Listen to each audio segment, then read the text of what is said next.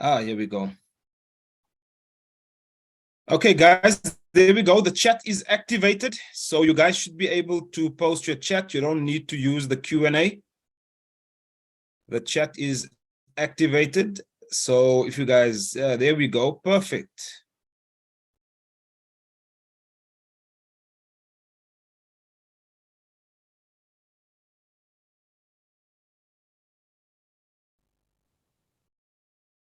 Welcome. Just let me know who's on the call. It says Scar on 60 Hertz. I'm assuming that's not your name. Let me know where you guys are watching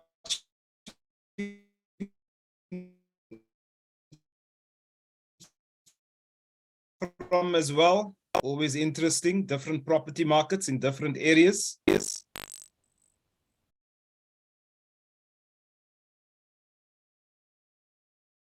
Okay. Oh is Scar. Okay, perfect. Welcome, O. Luciano from Ennerdale. Welcome, welcome. Perfect. Okay. So we are just about hitting 10 past 8. I'm going to get started. We should have a few more people coming on. I know load shedding is happening, in a few areas. So if you guys do miss the webinar, if you get load shedding, just remember there is a replay link that goes out. I'm going to cover that here in a moment. And if this is your very first time on the webinar, also let me know. We are going to be hosting these webinars every Monday. All right. And at the end of the webinar, these webinars recordings are going to be loaded in the training section of the Property Dealmaker membership area. So that is where all these trainings will be loaded together with a bunch of other trainings that I plan on releasing. But let's get into this evening's webinar. I hope you guys are excited. We're going to be speaking about something that I think is very important, especially if you are looking to get into the commercial property space. Now, I try to keep my trainings very, as simple as possible because things can become complicated really quickly. And I understand that for many people, this might be your very first time seeing some of these concepts. Don't be scared, ask questions, and I'll help wherever I can. But the thing that you need to remember is this is something that comes with experience, right? The more you do it, the better you become. And that is why if you were on the webinar last week, you would have heard me say that getting around people that are doing this is the best way to learn. Because if you are not around people actually doing this, then it'll be much harder for you to pick up some of these concepts.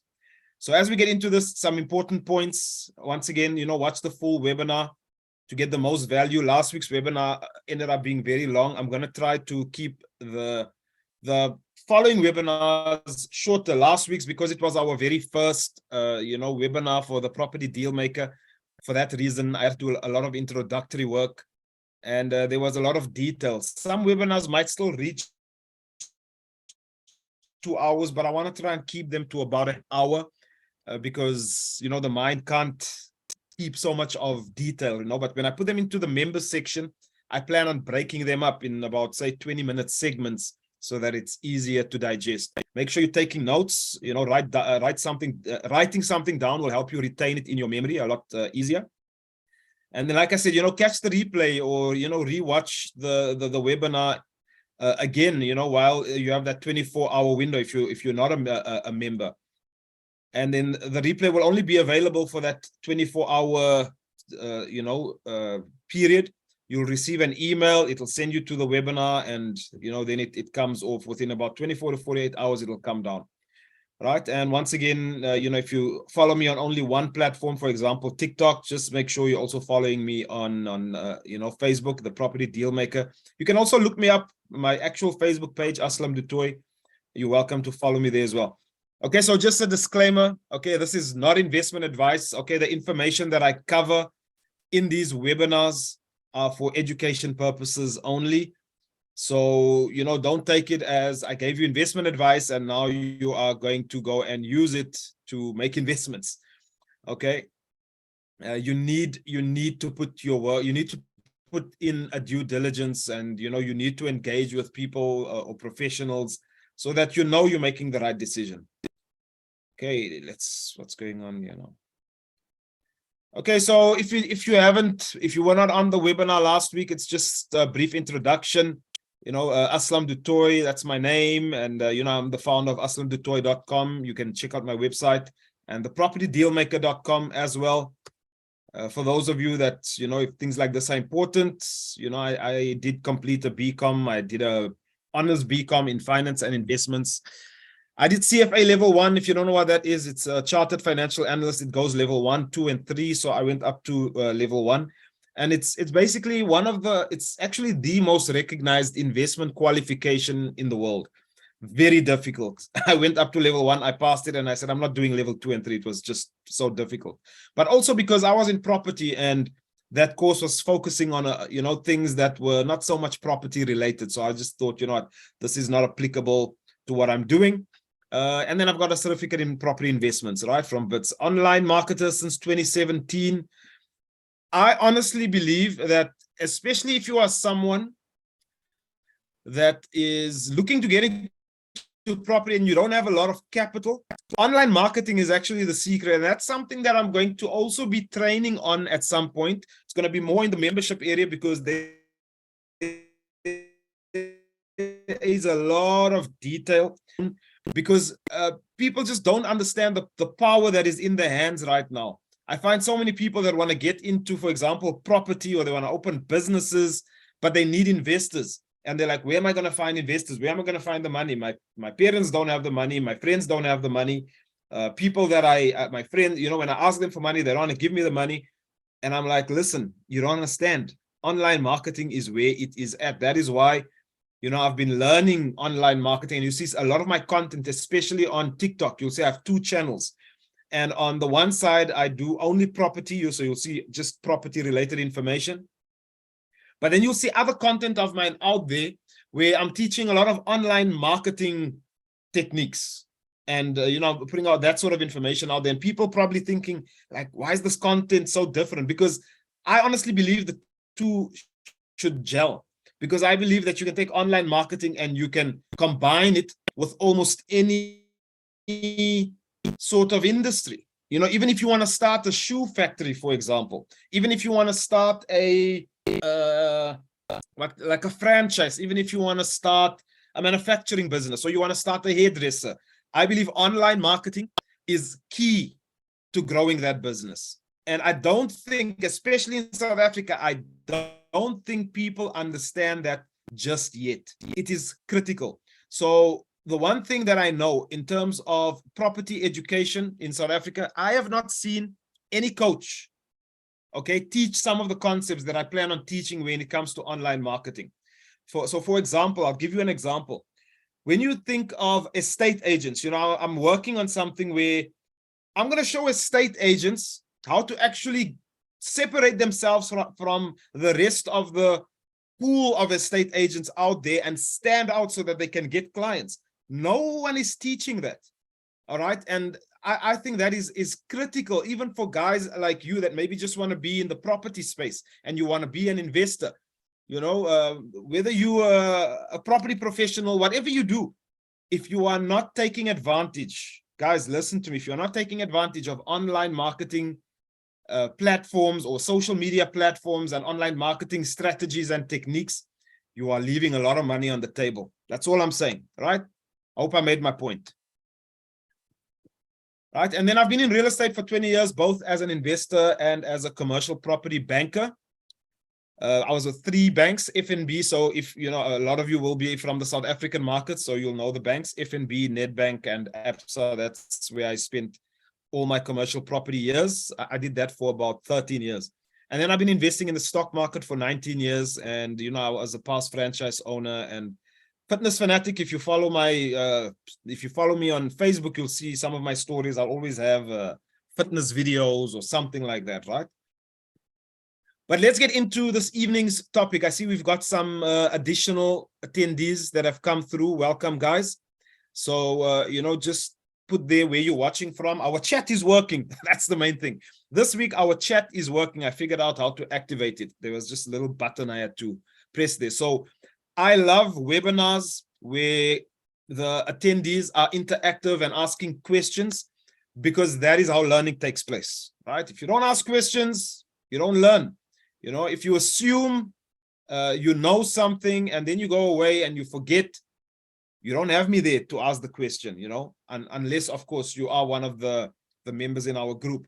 All right. But the question that I want to pose to you this evening is, how do you know what to pay for an investment property? Now, I know you guys know what the topic of this evening's webinar is, but I want to ask you, because some of you are property investors.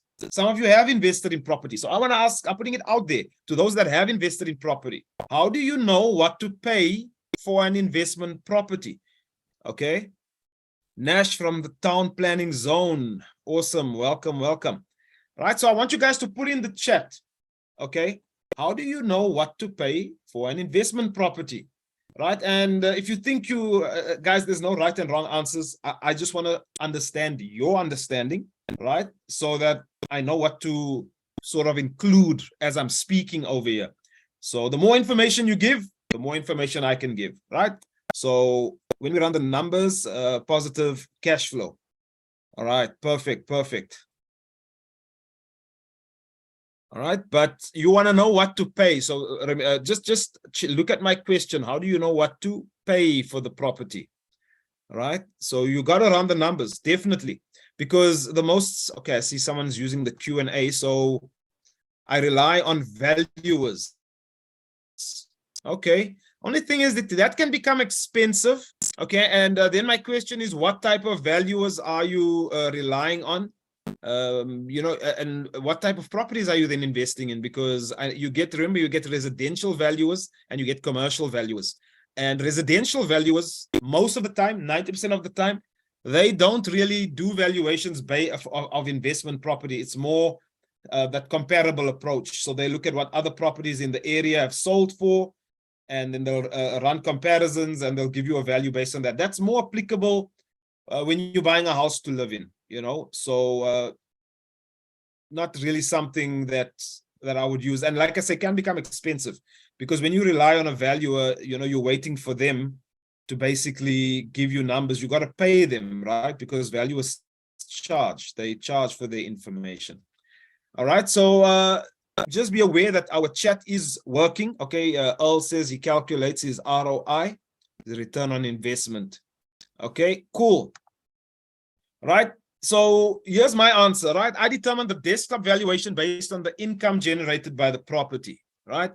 And this is something we used to do in the bank all the time, every single day, right? For years and years and years. That's what we used to do. We used to determine the value of the property based on the income that it generates.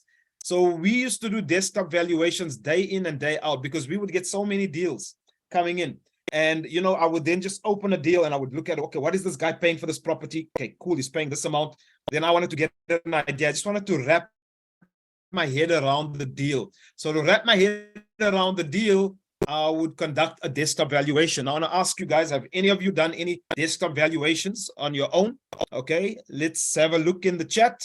Let me know if you've ever done a desktop valuation, or maybe you were doing it and you didn't know that you were doing it. All right, but have you intentionally, okay, calculated desktop valuation numbers, right? Or did you ever come up with a desktop valuation for any property that you were looking at buying? Right. Let's just see. At the moment, I'm going between two chats. I'm looking at our Q&A and I'm looking at the normal chat. Okay, so Earl says nope. All right, so come on, guys, let's keep it interactive. Remember, interaction, it lets me know that, you know, you understand what I'm saying, because some of these concepts are going to confuse some of you, right? Not everyone is going to grasp these concepts, and the only way is feedback, right? If I don't get feedback, I have no idea whether you understood what I'm saying. I can only assume that you understand. Right. So Hakeem Dolly says, no, I've used Lightstone to compare the purchase price and TPN to check rental prices. So TPN and Lightstone, they do give some information. More often than not, I'll tell you, we hardly use Lightstone unless we were looking at, the only time I really used Lightstone in the bank, because the bank used to have a paid subscription with Lightstone.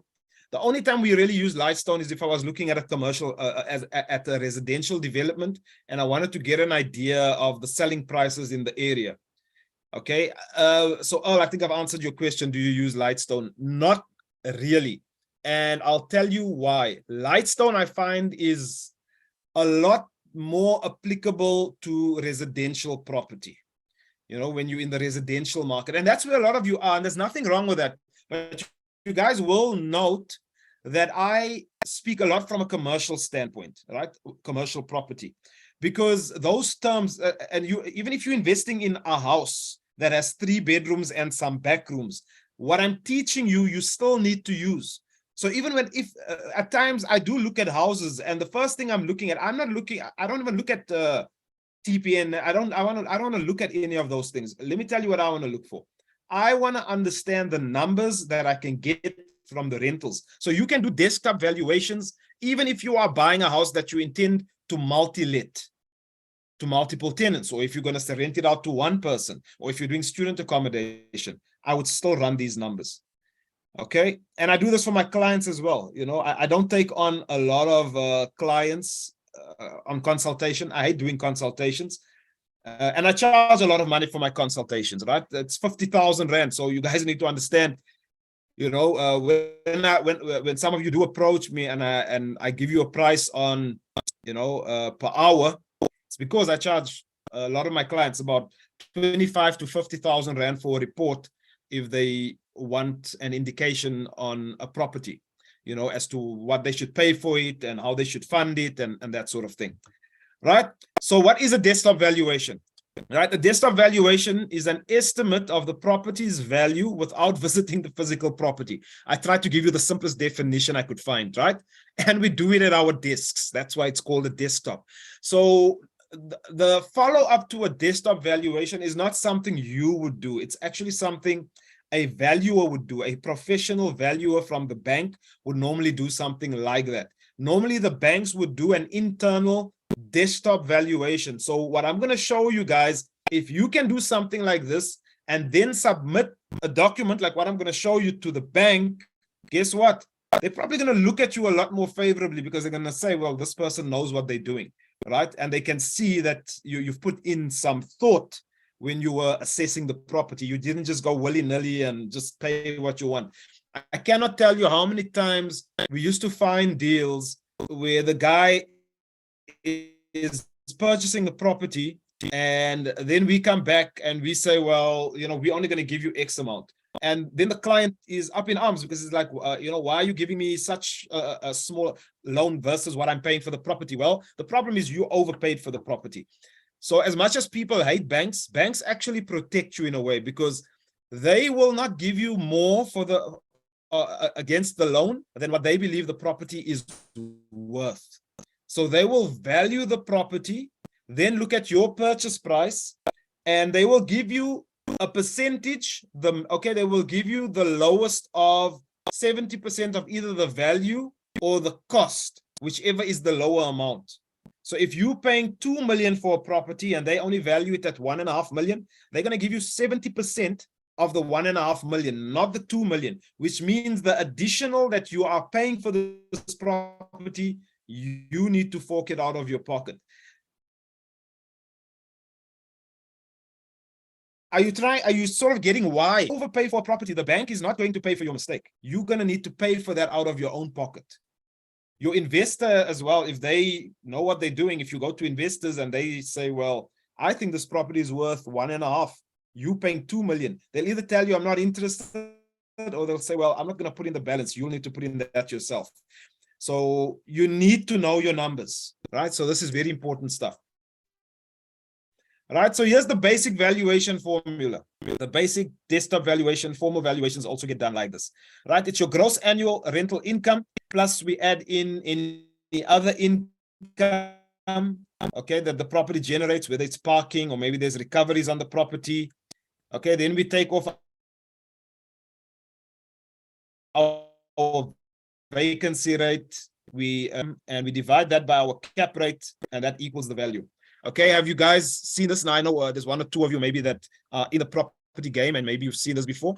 But to the rest of you, do you guys know this formula? Have you seen this formula? Have you used this formula? Because this right here, this is the formula, right? If you are not doing this for every single property that you look at, you're probably making mistakes in your numbers.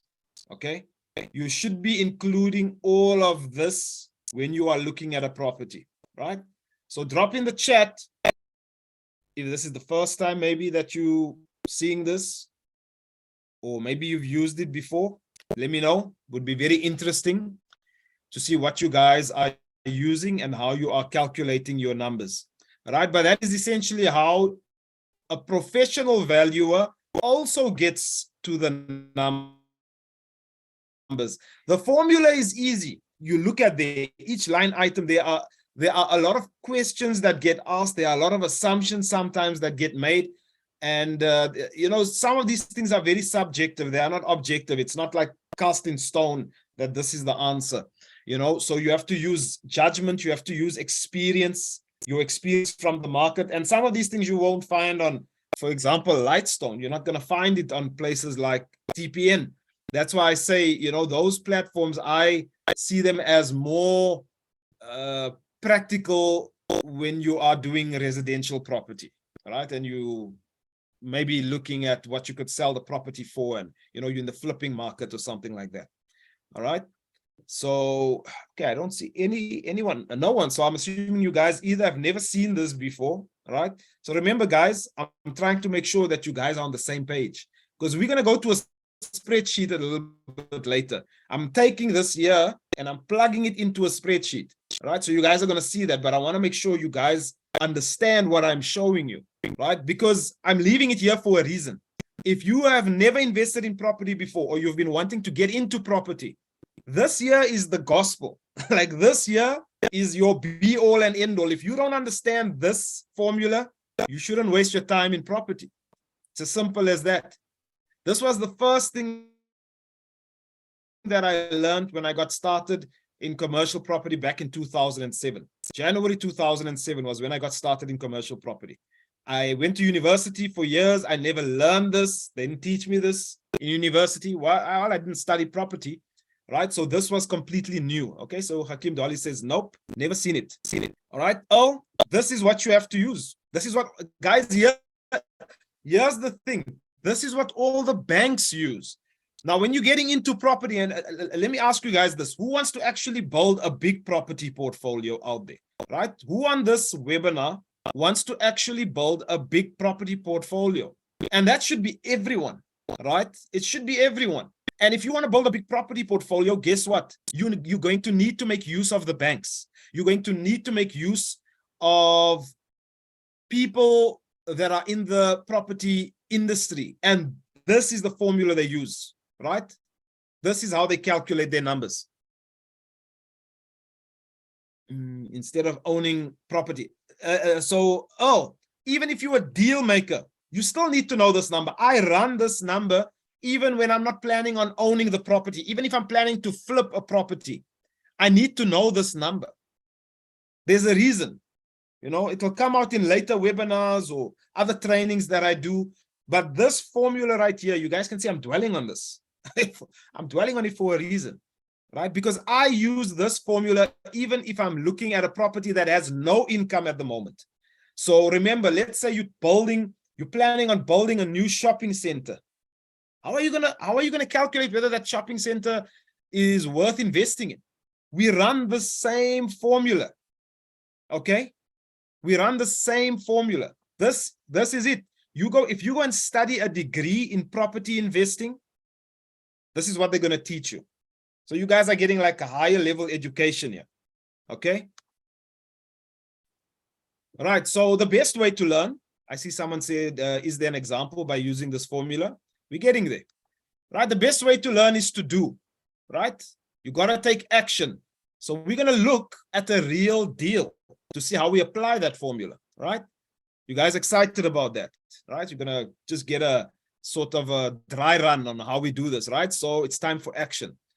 And remember this, you become good at this when you do it over and over and over and over. The best thing, as much as I hated working for a boss and hated working in the bank, the best thing that happened to me was being able to work on deals and assess deals day in and day out for 13 years. I've assessed thousands of deals, literally. Okay. And I still do it to this day because I still have clients that send me deals. I actually look forward to running those numbers. I enjoy it. After all these years, I still enjoy it. Right. So this was a property that someone sent me recently. Okay. It's an industrial park. Okay. Now, just for the sake of confidentiality, I'm not going to put where it's located and that sort of thing. But this industrial park has about 38 units. I was hoping to find something smaller, but I couldn't find anything, recent that I wanted to show you guys. So this is going to have to do, right? But we sort of use this. It's applicable to any sort of property that you're assessing. Like I said, even if it's a 4-bedroom house with 2 back rooms, right? You'd use the same sort of model that I'm going to show you. So the asking price on this property here is 38 million Rand. Okay, now we're not going to get into how does one fund this and all. That's not the purpose of this evening. We want to just sort of get, we want to wrap our heads around a deal to understand, okay, they're asking for 38 million, but is that what I should pay? Here's the thing that I notice. When people hear an agent say, for example, 38 million, they're like, okay, that's the price. That's the price I must pay. Okay, who thinks like that? That if the agent says the price is 2 million, it's like, okay, that's the price. I need to pay that money. That's the number, right? There's no wiggle room around that, right? Who thinks that way? That because the price is listed at a certain amount, that's what you should pay, right? Is there anyone that believes that? Is there anyone that works like that, right? Especially for people that are not experienced in property, that's normally what they would think, all right? Now, we know it's 38 million is the asking price, but we want to know what should we pay, right? So we're just going to look at a bit of aerial view here of this property. Now, I like industrial. I don't own an industrial yet, because the industrial properties, the yields tend to be very aggressive. Guys don't just sell them. If someone is selling it, I'm taking a couple of looks at it. Why? Because there must be something wrong. Because more often than not, they don't tend to sell the industrial assets. So this is just literally a first look at the deal. I actually haven't done the assessment on the deal prior to doing this webinar. What I mean by that is when the information came to me, I looked at it and I just disregarded it because we were looking at some other deals and I thought, I'll look at it another time. And then when I was preparing for this webinar, I thought, what, maybe let me assess this deal because I actually didn't, right? So we're going to look at that now.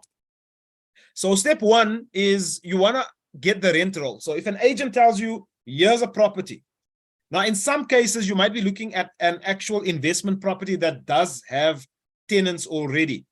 Okay, that's what I'm speaking about this evening. Now, for those of you that are looking at a house that you plan on renting out or you plan on adding back rooms, you're going to need to create your own tenancy schedule. You're going to need to make your own assumptions of what is going to go in there.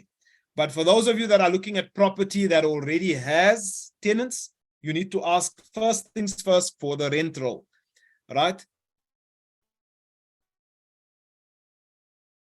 Now you'll see this is what a rent roll is. A very nice rent roll. Not everything comes to us like this all the time. And then it shows you the area. So the area here, where you say 125 square meters, so you can see all these units are basically the same size. That area is the size of each unit. It's the square meters of each unit. Okay, then we've got our escalation rate here. So that 8% basically means that every year the rent goes up by 8% for that tenant. And you can see it's 8% across the board. Then we've got our expiry profile here. Okay, I'm not going to get into the expiry profile. There's some very important notes to make here. All right, but for this webinar, we're just running our initial desktop. All right, I'm not getting into the due diligence part of this. All right, then it's showing you how much of rent are they paying each month, each tenant. Okay, everyone with me so far? Just put yes in the chat if you are. Right, and then we come to something very important. Now, this is one of the reasons I actually love. Okay, this is why I love commercial properties. Because you can see the tenants here, not only do they pay the rent, they actually pay some of the operational costs as well. So you can see they're contributing around 2,500 Rand each towards operational costs. They're also paying towards the security, okay, for the property. And they're paying a certain amount towards the refuse removal. You know, sometimes with with residential, you can't, there's a lot of these costs that you can't pass on to the tenants. Whereas with commercial, you can, right? So that's just the basic rent roll, right? And yeah, they basically adding up everything. So they've added the total collections. So that 2 million that you see there, 2,053,000, that's annual income for the year, right? Earl says, yes, he's still with me. I expect Earl to be with me. He's in the property space. Okay. But if it's for the rest of you guys, I'm looking for your comments, right? Because for some of you, I promise you, this is going to go over the head. Okay. And I need to know, you know, if you're struggling, let me know. Maybe I need to simplify. Luciano says, yes. Okay. Even better, triple net lease. I agree. Hakim, still with me. Cool. Okay. And then they're giving us a list of expenses over here. Okay. And they put it down monthly. And then they're giving us what the expenses are. Can you guys see the formula? Yeah. Can you see they're using the formula? This comes from a property investor. So you can see this is a professional property investor. He knows how to run his numbers. Okay. This is one of the better property deals that I received in terms of information given. Other places don't give you all this info. Okay, there's a lot of information they don't normally put in. I like how this guy has done it. There are a few things that I don't agree with here, but I like how he's done this. But can you guys see the formula? Let me go back, right? Can you see all these tenants paying rental? What is that? Remember we said gross rental income, right? That's the top of the formula, right? Then we need to deduct, or we need to add our other income. Now, our other income in this example is actually all this operational expenses, security, and refuse removal. We call that recoveries. So he's got some recoveries from his tenants. That's his other income. Okay, then we're deducting the expenses. And then he's getting to what we call our net operating income or net profit. Yeah, he calls it net profit. And then he's dividing it by his cap rate. So he's got some cap rate assumptions here. 8%, 9%, 10%. And that's how he comes to his value. Can you guys see that? That's how he's coming to his value. And that's how he's getting to 38 million. So what he's trying to tell me is that he wants to sell this at a 10% yield. That's what he's trying to tell me here. He's telling me that I'm selling this at a 10% yield, right? Everyone with me so far, you understand that, right? The next step, once I got my rent roll, I want to assess the deal. What cap rate is acceptable in this case? We're going to get to that. Okay, we'll get to that. Oh. Okay, so let's assess the deal. So I'm just going to stop here for a moment and I'm going to go over to bring up my spreadsheet. Okay, spreadsheet, where are you? Okay, so for those of you that are members, we've got a few members on here. Okay, they will soon be getting access to tools like this, like what I'm showing you now. This is one of the spreadsheets we use for desktop valuations. I'm planning on putting this, if you guys want the call last week, you'll see that I'm loading online calculators. Some calculators are a bit more difficult, and the desktop is one of them because there are a lot of things that I'm going to need to create for online. But right now, all members, you'll get access. Once you become a paid member, you're going to get access to this desktop valuation template over here, right? So you can have this. And what's nice about this is you can print it out so that when you go to the bank, you can literally take this and put it into your pack that you give to the bank. And I promise you, when the bank sees something like this, desktop valuation, they already feel all warm and fuzzy because they're like, this person, they know what they're doing, right? So in this case here, we are looking at an industrial property. So I'm just going to delete this. So you can see you'll be able to fill in like all these things over here. You can say it's industrial. You can put the address down. You can put the name of the property if the property has a name. Let me just get this over here. Okay, then you can put what's the purchase, well, the expected purchase price, and you can put some comments here as well, whatever comments you have. Okay, so you can see I've left it blank, right? Because I wanted to, there are some things that I captured already because it was going to take too long for me to do it here on this webinar. So things like the expenses I've already put in here. So we're starting at the top. Remember, our formula is gross income, right? So this is asking me what's the name of the tenant. Now, as you saw, I'm going to have like 38 tenants. So I don't know go and create a desktop valuation thing here where I'm gonna have 38 tenants individually listed. So I've just put here various. Now I need my lettable area. Now, if you come to the other side here, I've already added, so I've left tenant names out. The tenant names would normally go in here in the middle. Okay, I just deleted it for our example, but this is where your tenant names would go. So here you would just put tenant name. So that's how you would use the templates. So you would then just add the names there and whatever. You guys saw some of the tenants on the other side. Anyhow, this is what you would do. So you put the tenant name there. And then I've captured everything over here. I've captured all the rentals. And you can see my total monthly rental income is 321,000. But what I'm looking for is this here. This is the GLA. It's the gross lettable area. It's the total amount of space that can be leased out in this property. Because remember, in these types of commercial properties, it's not like a residential unit where the charge is rent 8,000 Rand a unit. No, here they charge at a rate per square meter. All right, they charge at a rate per square meter.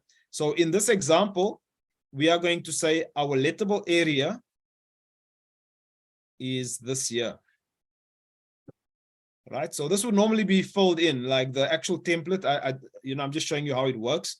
Okay, but there we've got our lettable area, very quick. All right, so what is the market rate of the lease? So the market rate, so this is what I was explaining. Rentals are calculated in buildings like this on a rate per square meter. And then we've got to compare our rate per square meter to the general rate per square meter of comparable properties in the area. I'm not going to compare to the area. I just want to get to numbers right now, okay, to show you how we do this. Right, so over here, because I've got my gross rental income of 321,000 here, I'm dividing it by the GLA, and that gives me my rate per square meter of 179 Rand per square meter. All right, so I'm just going to take this and I'm just going to put this over here. Right, and there you can see it's already added. So you can see that it's got my income in there, right? So there's my gross monthly rental income. Right, and this thing is automatically calculating that the annual rental income is 3.8 million. Right, you guys got that? Everyone with me so far? I've done item number 1. I've done the gross rental income. Does everyone understand how I got to that number? Okay, now the next thing is I need to put in my recoveries. Now the recoveries is all the money that the tenants are paying over and above the rental income. Right, so once again, that's already all calculated in here. So on this part of the sheet, you'll see here, there's my op cost, my security, my refuse removal, and then it tallies up, it adds up here at the bottom. Okay, so it's 81,000, 20,000, 15. So monthly, I'm collecting 100, or the owner is collecting 117,000 Rand a month, and he's collecting 1.4 million a year of additional income. So that goes in over here. There we go. Okay, so our combined rental income, I just want to delete this for a moment. Our combined rental income, so our gross annual rental income has been calculated. Is everyone with me? Is everyone following? The gross rental income here, as we've calculated it, is 5,267,000 a year. Everyone know how I got to that? Do you guys understand how I got to that number? Okay, important. Yes. Oh, you're gonna, when Earl says yes, I'm not too concerned because I know Earl works with these things, so he understands this. He understands this concept. He's gonna grasp it much faster. Okay. What about the rest of you guys? Do you guys understand how I got to that number?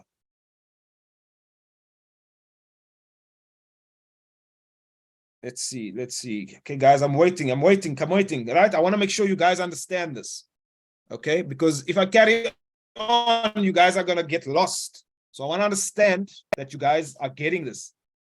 Okay, so the recoveries. Recoveries just means, let's say a tenant is paying rent. You get that concept, Ludwig? The tenant pays rent. Okay? But some tenants in commercial buildings, they also pay other expenses. Like in this example, in this particular property, it's not like this in every property that comes your way. In this property, they are also paying for the operational expenses. which means they are paying for the security. They are paying for operational costs, and they are paying for the refuse removal. So besides the rental income that you're collecting from the tenant, you're also collecting you are also collecting other what the tenant pays towards expenses, right? In other buildings, you might find the tenant is also paying for parking. You might find the tenant is paying for, maybe they're paying for the solar panels on your roof. That's another income, okay, that you could add, right? So it's like other income. For lack of a better word, recoveries are like other income. Okay, that's what makes commercial property so interesting. Okay, so this is just the gross income, 5 million, not net. No, that's not the net. Okay, because you're gonna have to pay those in. Yes, okay. So right now, remember, I'm doing step one. I'm doing the top line. I'm doing the gross rental income. Right, there we go. That's our gross rental income. Right now, I've already put in expenses, but you'll see here, I've got to make an assumption on vacancy rates. Okay, now vacancy rates, you'll see most owners, they don't put it in. So what the owner is trying to tell you when they don't use vacancy rates, they are trying to tell you that this property is occupied 100% of the time.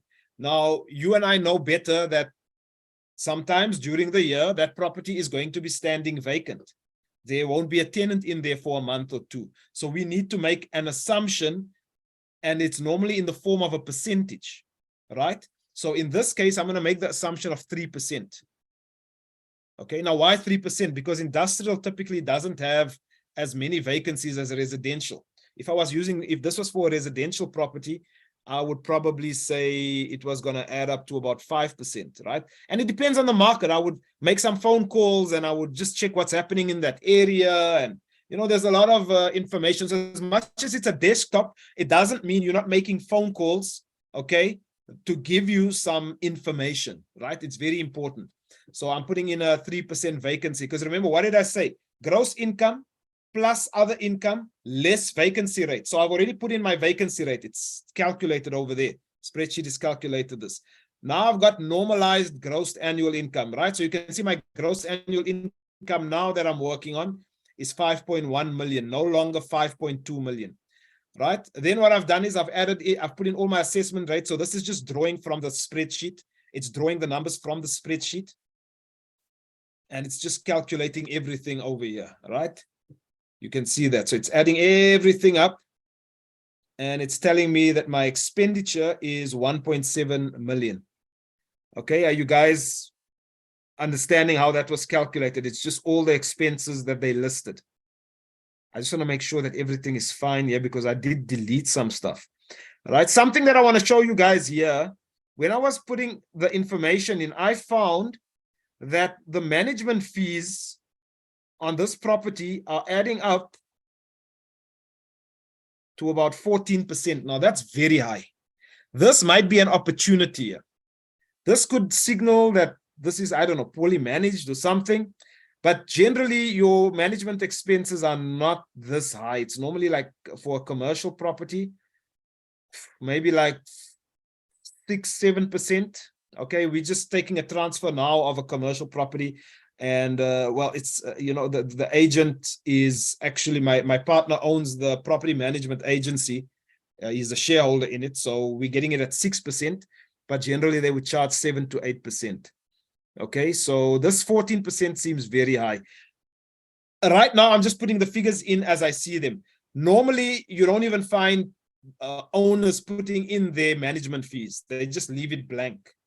Okay, it's important to put in those management fees, right? Because remember, at the end of the day, if you don't put in management fees, you're making the assumption that you're going to run this property on your own. If you are not a property manager and you want to get into commercial, I highly recommend that you get an agent.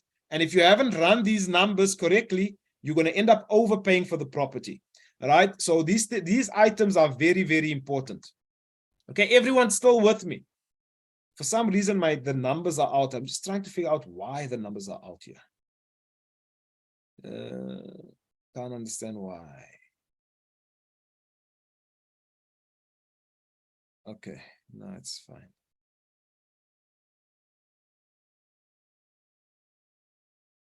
Okay. Yeah, no, it's fine. Right, but I wanted my number to come as close to the owner's numbers as possible. Right, because I'm adding in exactly what he's adding in, so I don't know where it's out, but it's not important. That's fine. Right, so here's our formula. Right, remember I told you guys the formula. What's our formula? Here's our projected gross annual income. You can see that line over there, gross projected annual gross income. Then we're saying less our annual expenditure. All right, so remember this projected gross annual income has already taken into account the other income, and it's taken into account the vacancy rate. So those numbers are in there, right? Then over here, it's taking off the expenses. Now, this is an important number for me. Percentage expenditure to income, right?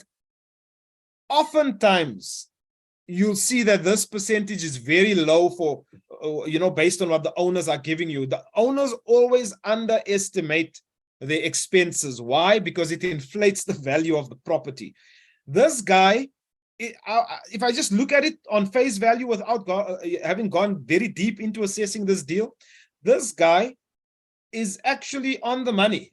As far as I'm actually happy with the level of expenses that I see here.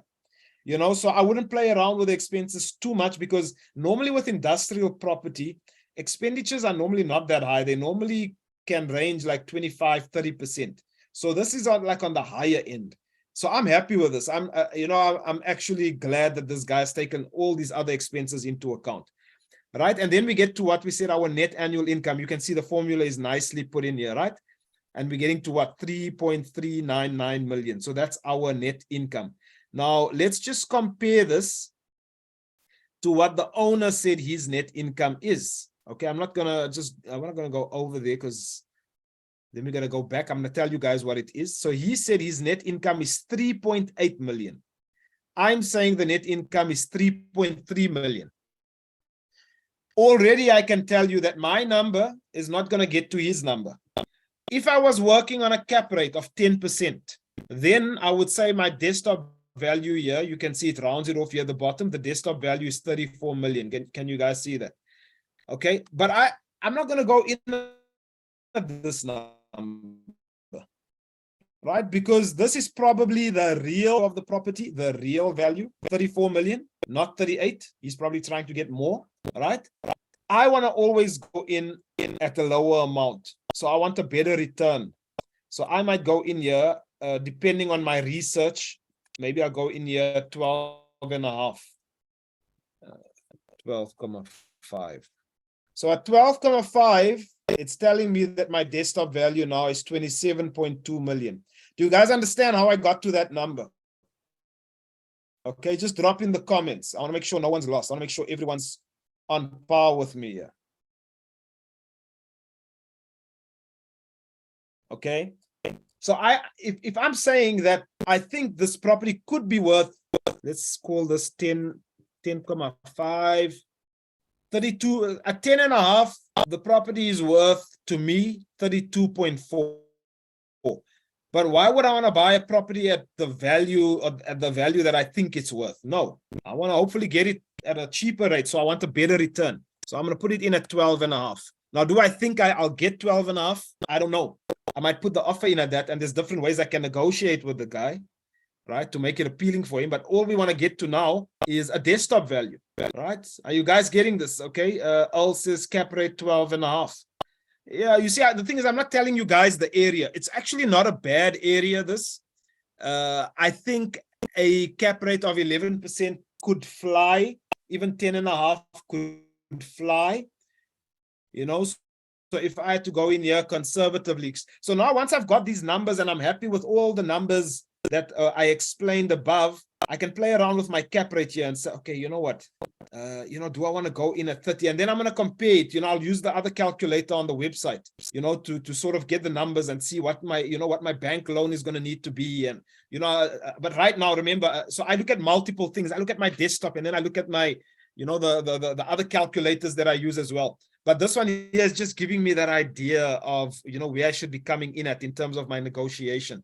So at 11%, right? Maybe this is max that I feel what it's worth, 30 million.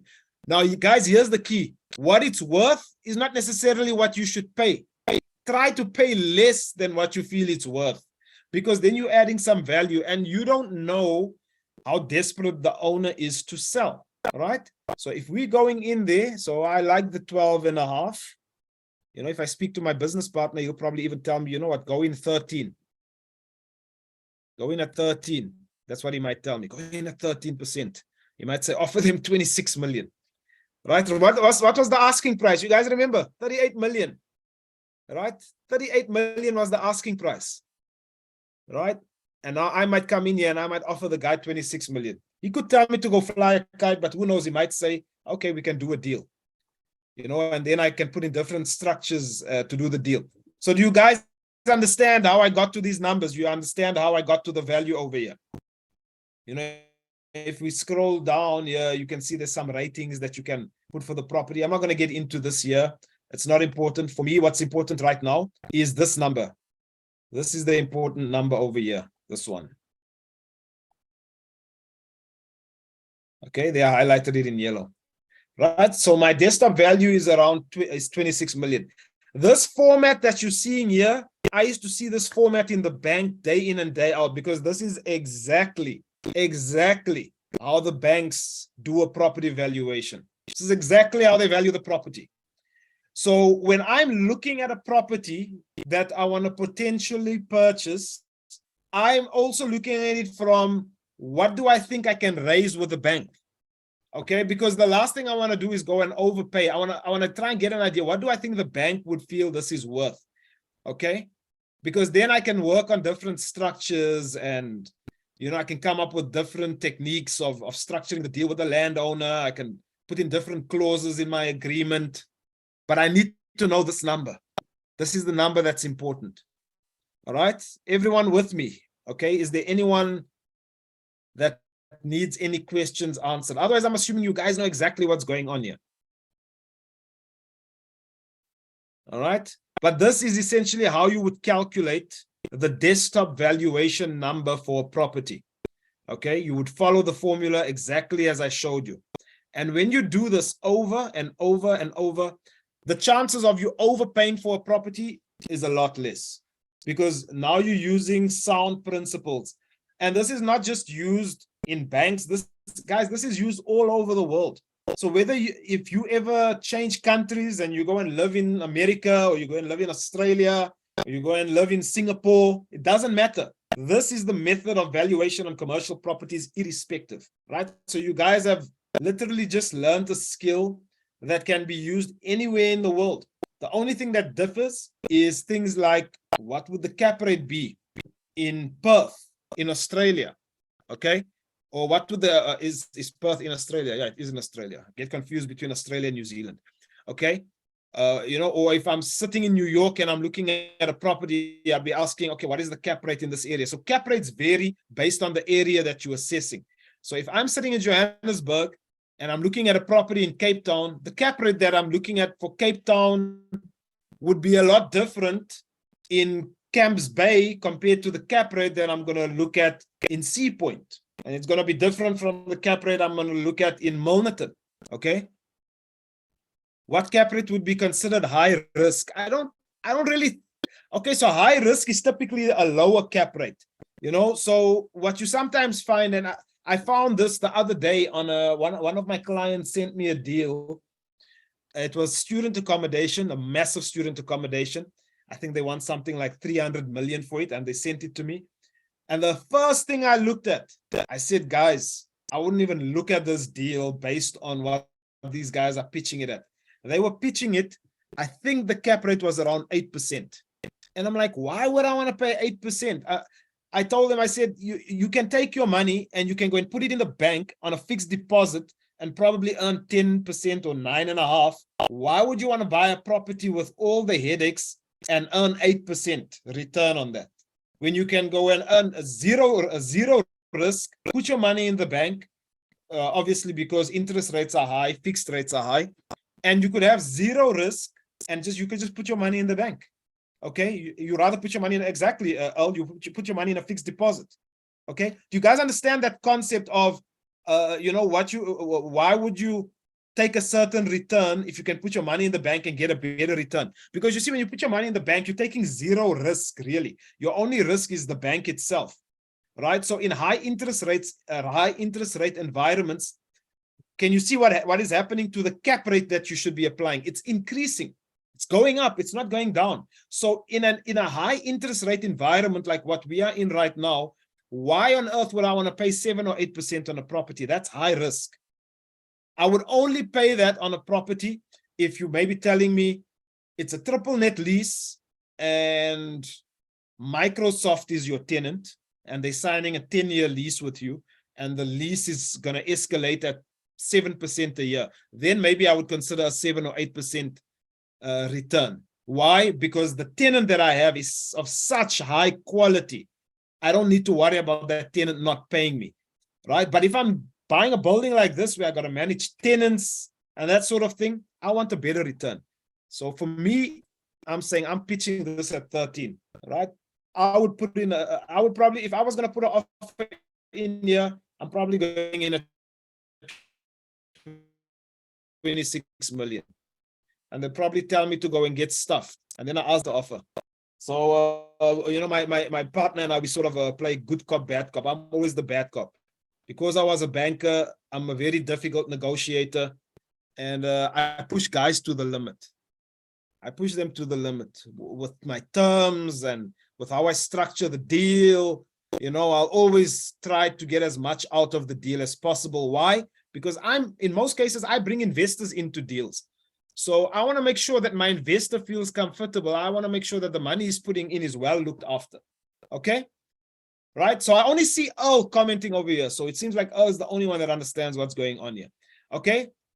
So awesome stuff. So guys, that is basically how you would calculate a desktop valuation for a property. Right? Now, like I said, for those of you that do want to get access to calculators like this, you can take our trial membership. It's free for 30 days and, then you pay thereafter and you get access. You'll be getting access to all these calculators, right? But the main thing that I wanted to make sure of is that when you leave here this evening, at the back of your mind, even if you don't know 100% how to do this, when you're looking at a property deal, make sure you're running these numbers. Make sure you're running these numbers, right? You can put together your own spreadsheet if you want, and you can calculate, you can calculate these numbers and, you can then use that for yourself. But this is what we use day in and day out. Okay, so we've just hit 9 o'clock, guys. I'm just going to stop the share there, and I am going to go back over here.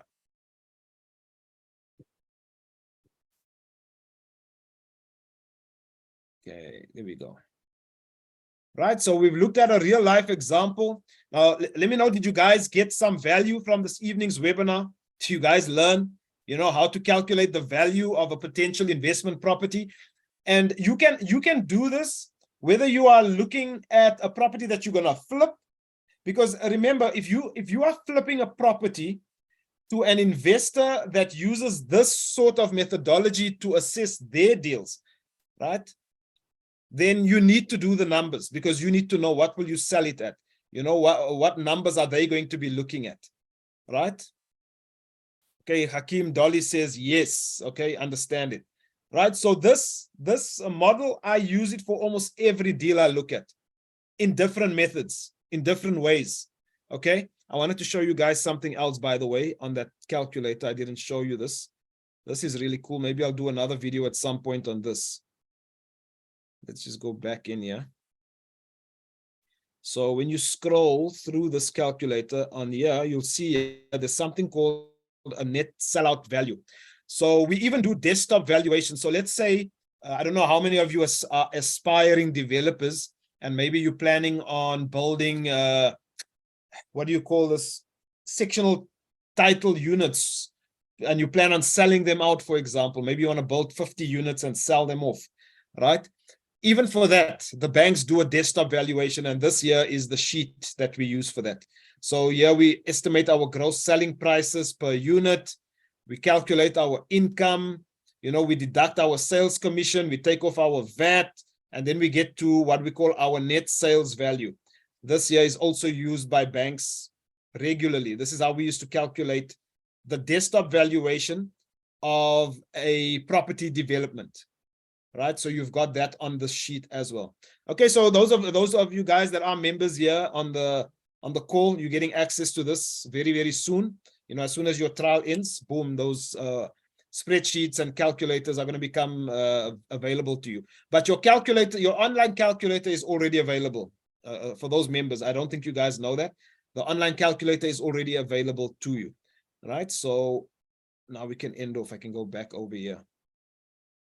Okay, and that's it, guys. So we do these webinars every single Monday. You learn something. You know, every week will be different.